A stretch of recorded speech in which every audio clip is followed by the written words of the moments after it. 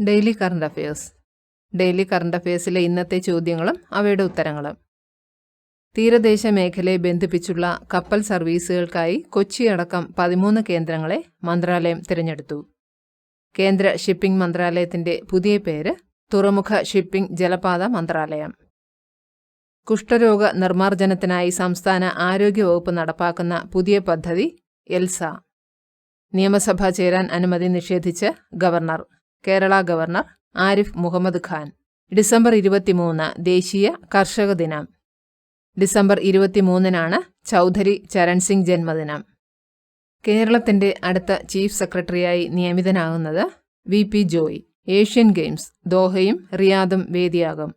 2030 Asian games വേദി Doha. 2034 Asian games വേദി Riyadh.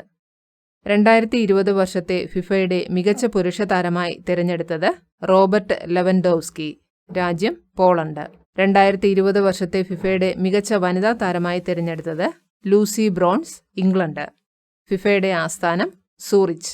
സാമ്പത്തികമായി പിന്നാക്കം നിൽക്കുന്ന അനാഥരായ വിദ്യാർത്ഥികൾക്ക് ധനസഹായം നൽകുന്ന പദ്ധതി സ്നേഹപൂർവം.